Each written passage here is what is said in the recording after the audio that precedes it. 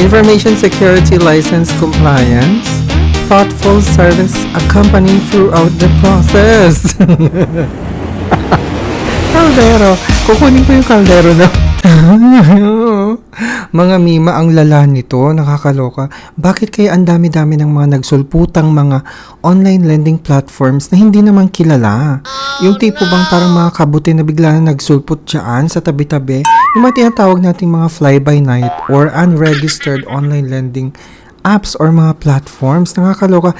Hindi mo na mabilang kung ilan sila.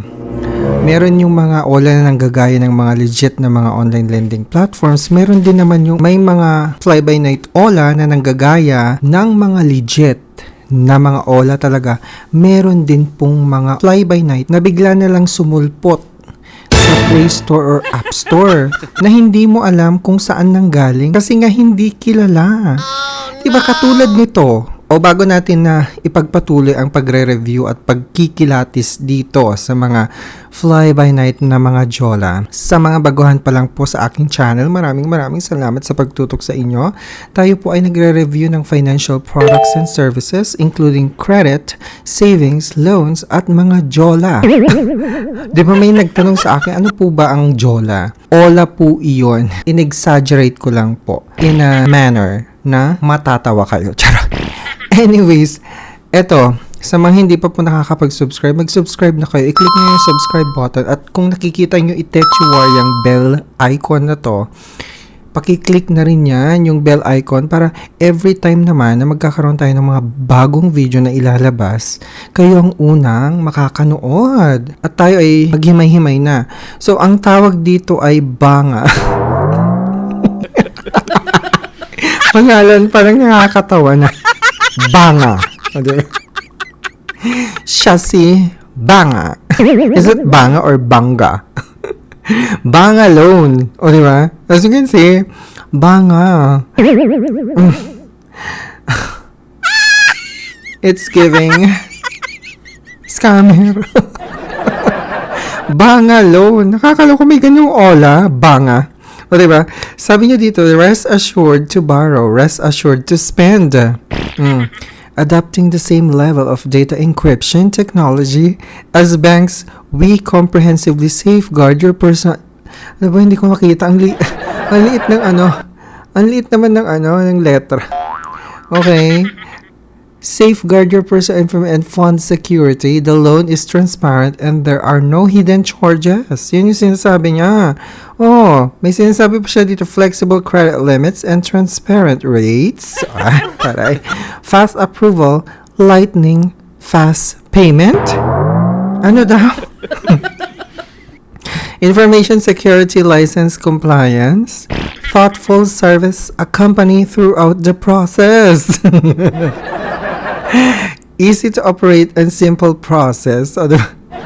Maka-thoughtful naman. Nakakaloka ha. Nakakaloka ang thoughtful na sinasabi niya. Hi! As you can see, Teo, ang rating niya is 1.5. Ala, napakababa. Kasi nga, scammer siya. Diba? Oh, sabi niya dito, Banga loan, quick, safe, and transparent loans anytime, anywhere in the Philippines. Banga loan is a reliable financial service platform designed to help users in the Philippines easily apply for cash loans. Online, with just mobile phone, you can complete the application process in minutes. No complex paperwork required. Okay. So, sabi niya dito, ay, nakakaloka, mga mima. Okay, key features daw, simple application, fast approval, flexible loan range, borrow up to 120,000 pesos. Ang minimum is 6,000. Ang term is 91 to 365 days. Ay, ang baba ng interest niya per year, 8% to 26%. Safe and transparent din daw siya kasi nga compliant siya with the Data Protection or Data Privacy Act. Oh, diba? Trusted partner. Okay.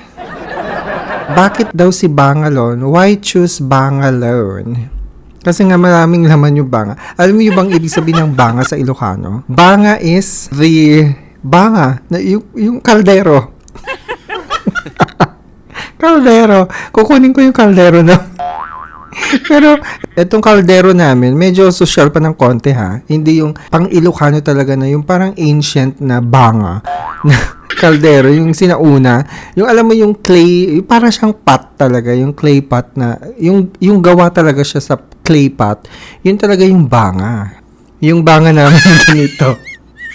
Kaldero. Stainless, o diba? Ang daming kanin.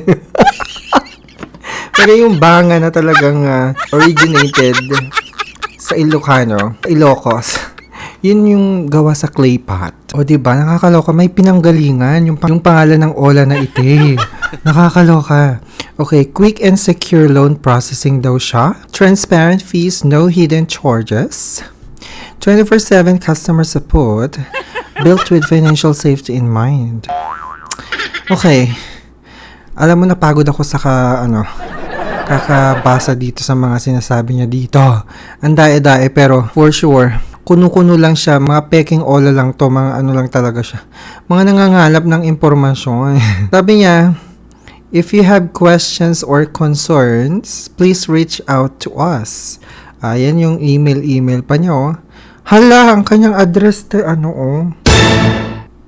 residential, Block 5, Lot 10. Ala, kung ano-ano lang ginamit nilang address, baka ninakaw pa tong address. Sa Cagayan de Oro, kawawa naman yung may-ari nung address talaga nito. Kakaloka. Tapos, ang nakalagay dito na developer is Banga-Dasma Lending Corp. Wala siyang nilagay dito, na financing company or lending company niya. Oh, hindi pa nga niya nilalagay dito na may SEC registration siya. 'Di ba? Usually yung mga legit na mga Ola talaga nilalagay 'yan. Binabalandra 'yan, yung SEC registration number, ganon. Pero etong si Bangalone, hindi. May 1.5 ratings and review siya. So mga ilan yung rating niya? Mga ilan yung nag-review? Ha? Bakit hindi ma-click? Ilan ba yung nag-review? Wala, 0. Pero bakit 1.5 rating? May, ayun almost 2 star pa, oh. Diba? Hindi pa nakarating sa 2 star. Pero ang sabi dito, 1.5. Sino ba tong nag-review dito? Wala. Oh, diba? Sabi ko na sa inyo fly by night, Paano ba i-report tong mga ganito? Wala tayong makuhang impormasyon dito, X yan. O diba? Mga mimo, mag-iingat kayo. Huwag kayong basta-basta magda-download ng mga ganito. Fly by night to. Nangangalap lang to ng impormasyon. Huwag nyo nang i-download. Huwag nyo nang i-search. Baka mamaya, by the time na napanood nyo yung video na to, wala na. Diba? Hindi na pala, nag-e-exist. Pero at least, diba, nakita natin na meron palang mga ganitong mga Ola na mga fly-by-night na nagsulputan na lang dyan ng mga unregistered. For sure, unregistered yan. Walang ganyan. Walang ganyang Ola. Di ba? Pangalan pa lang Red flag na. Oy, mag-iingat kayo mga mimo. Huwag kong magda-download. Kung talagang gusto nyo umutang, dun kayo sa mga legit at mga kilala. Speaking of legit at kilala, meron po akong mga legit links dito sa comment section.